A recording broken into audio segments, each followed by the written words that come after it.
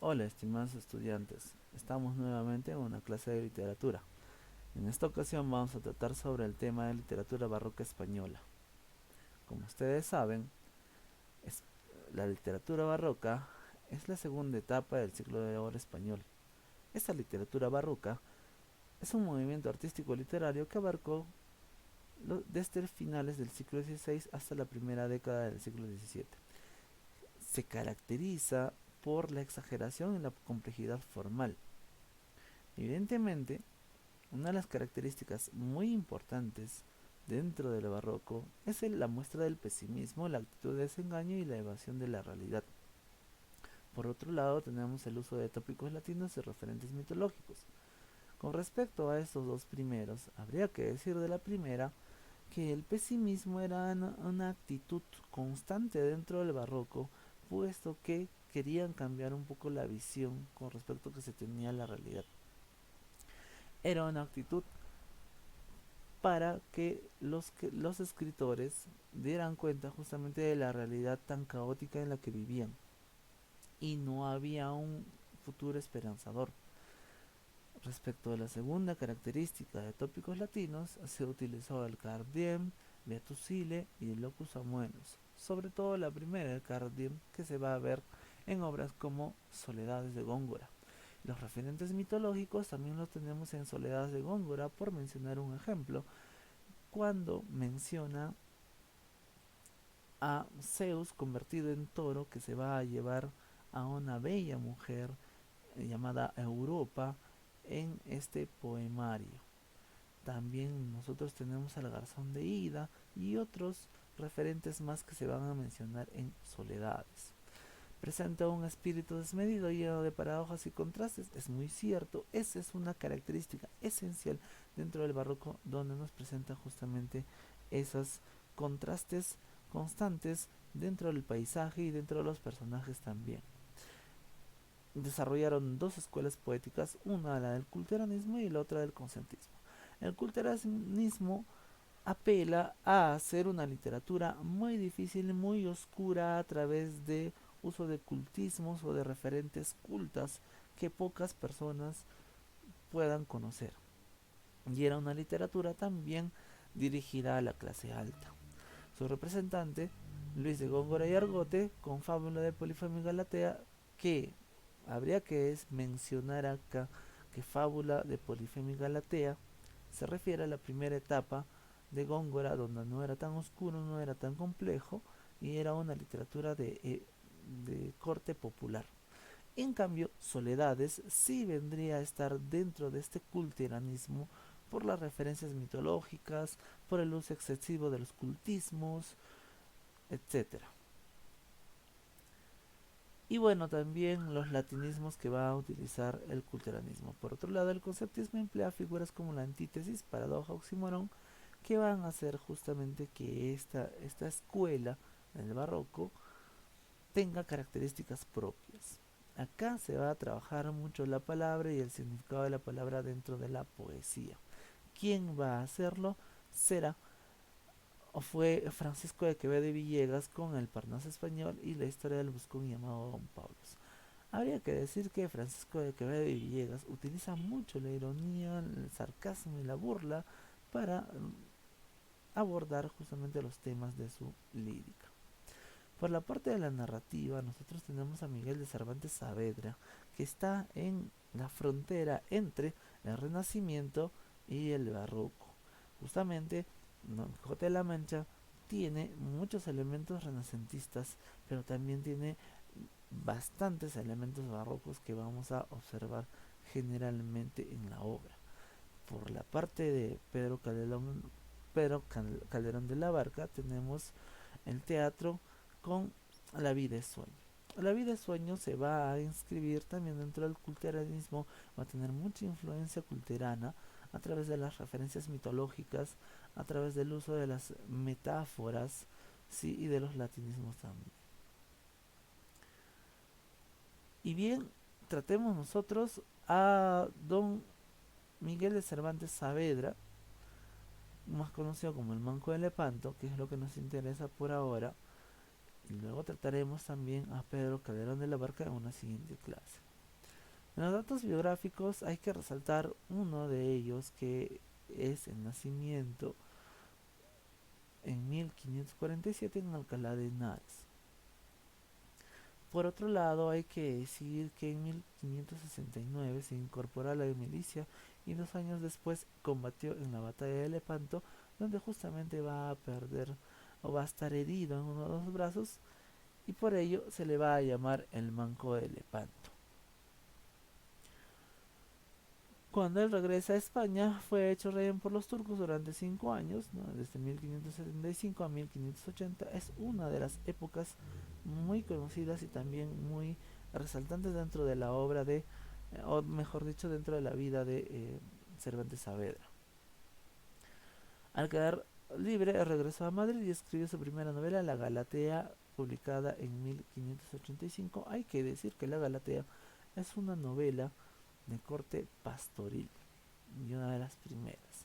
Evidentemente, Miguel de Cervantes Saavedra no solamente escribió novela pastoril, sino también escribió novelas picarescas. Una de ellas es Rinconete y Cortadillo, por ejemplo, ¿no?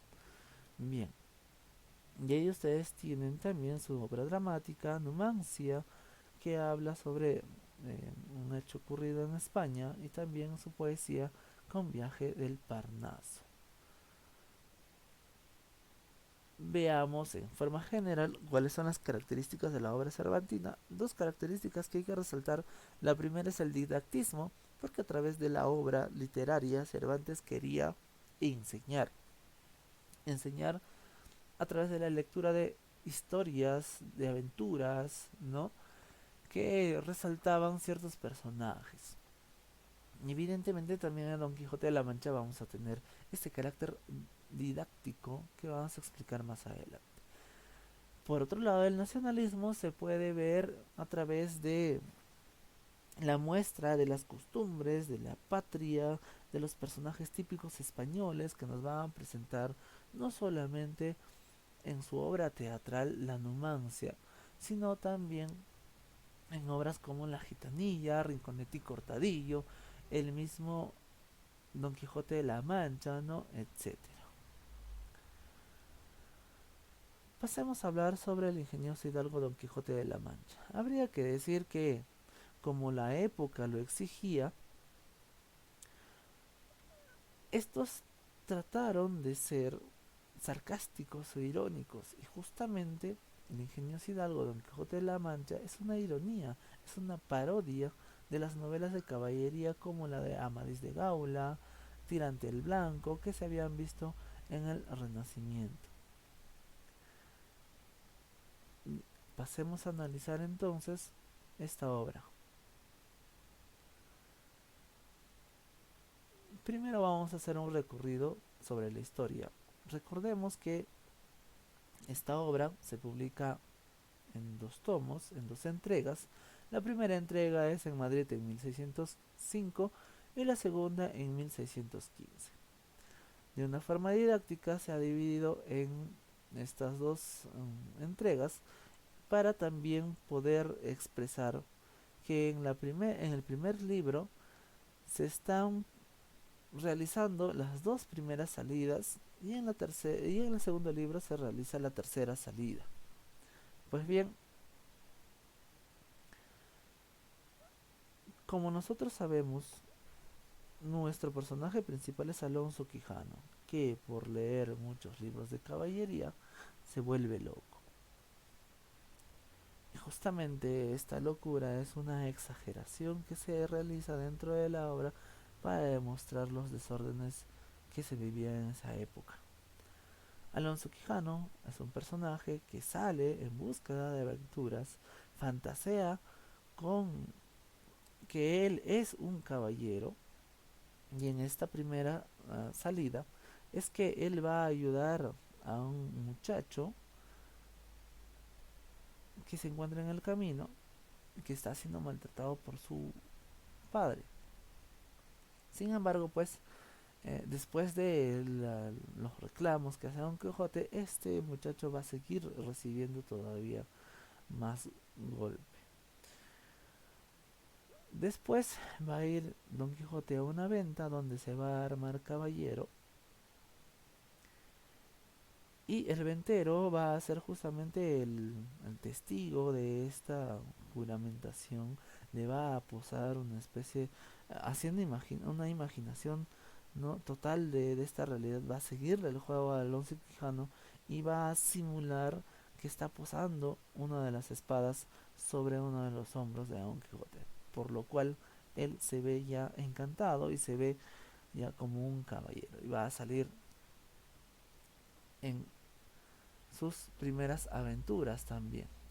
Cuando está por el camino, por uno de los caminos de la Mancha, él va a encontrar unas mercaderes de la Merced y a estos, recordando un episodio de Amadís de Gaula, donde la Amadís justamente hace prevalecer el nombre de su bella Oriana, Don Quijote también va a hacer lo mismo cuando ve a estos comerciantes. Les va a hacer jurar eterna lealtad a Dulcinea del Toboso. Sin embargo, estos comerciantes no conocían pues a Dulcinea del Toboso, evidentemente. Y ante la existencia de Don Quijote es que todos los comerciantes empiezan a paliar al pobre Don Quijote. Después de esa golpiza que recibe Don Quijote, es que vamos a tener a un vecino que pasa por ahí de manera casual y encuentra a Don Quijote todo magullado y golpeado y lo lleva a su casa. Lo lleva a su casa y en la casa la ama de llaves y la sobrina van a buscar explicaciones de por qué le pasó eso y llegan a la conclusión, junto con el barbero y el cura, de que los libros de caballería fueron los que tuvieron la culpa. Y empieza ahí la quema de los libros, donde el cura y el barbero se van a encargar justamente de quemar muchos libros de caballería y aquellos que supuestamente habían tenido la culpa en la locura de Alonso Quijano. Luego de ello, el cura va a hacer una prueba para ver si Don Quijote está bien y le va a hablar que el rey estaba teniendo problemas con ciertos conflictos o ciertas batallas que estaba sufriendo. Entonces Alonso Quijano de nuevo empieza a recordar, ¿no?, cuál era su misión de caballero y es así que él prepara la segunda salida. En esta ocasión va a salir con Sancho Panza, ¿no?, y van a tener, por ejemplo, la primera aventura de los molinos de viento, donde él va a pensar que estos molinos son gigantes, ¿no?, y que son sus enemigos y va a ir en contra de ellos. Y como resultado vamos a tener que Don Quijote va a salir pues disparado, ¿no?, al momento de darle a una de las aspas. También vamos a tener pues eh, la llegada a la venta, que ellos van a, o mejor dicho, Don Quijote va a pensar que es un castillo, ¿no?, encantado.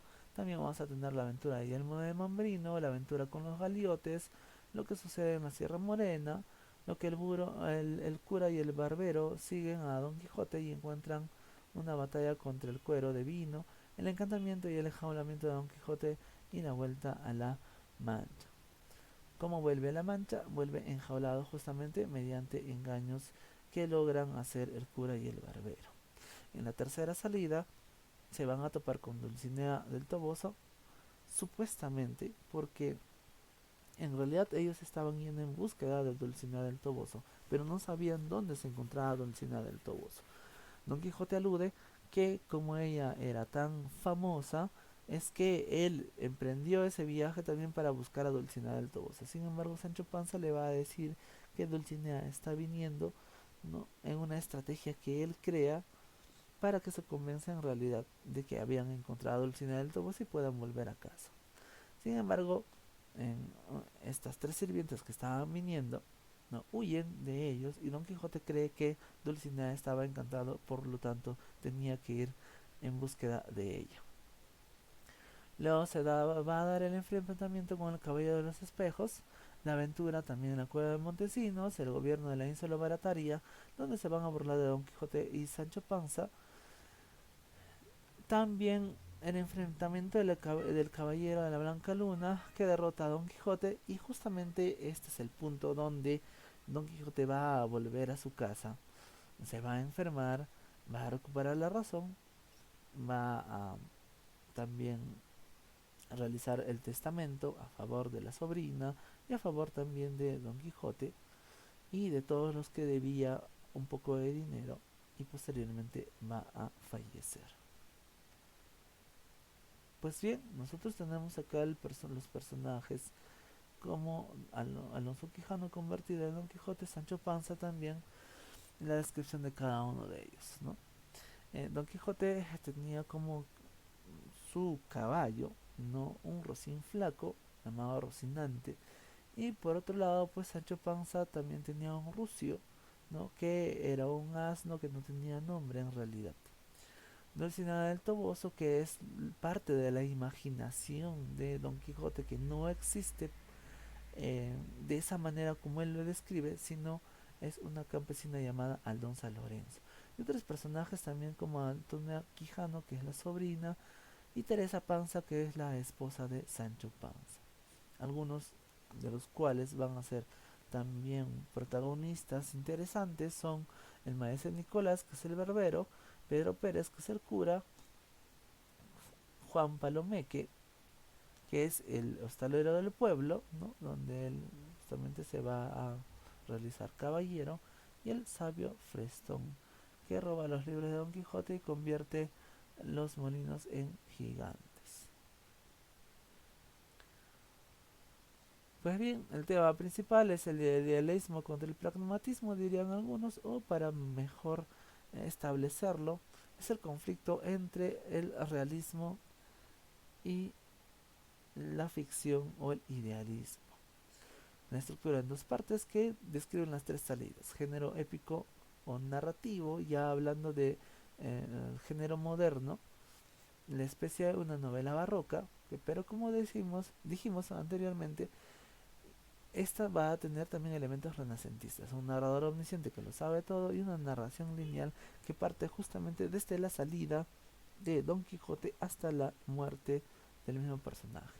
El uso de oposiciones se da en cuanto a que se trabaja, por un lado, la personalidad y el físico de Don Quijote, y por otro lado, la personalidad y el físico de Sancho Panza. Ambos vienen a ser personajes opuestos y que van a estar en plena tensión a lo largo de la novela. Y ahí también el juego de la real ficción y el estilo cervantino en respecto al lenguaje se va a caracterizar por utilizar un lenguaje culto, que es el del narrador, un lenguaje señorial, que es el de Quijote, y un lenguaje popular o vulgar, que es el de Sancho Panza. También existe el proceso de la quijotización y la sanchificación, que quiere decir esto, que hay una transferencia de psicologías, un cambio de psicologías. Es decir, Don Quijote, un ser idealista, al final de la obra se convierte en un ser realista, recobrando la razón. Por otro lado, Sancho, que era la oposición de Don Quijote, era un personaje materialista, pero que al final termina convenciéndose de estas aventuras y quiere salir en más aventuras, y así ser un personaje idealista. Muy bien. Entonces, hasta que hemos llegado con este pequeño resumen sobre la literatura barroca española y Don Quijote de la Mancha. Recuerda que en la clase de reforzamiento vamos a ampliar estos temas, y te espero entonces hasta ese momento. Nos vemos.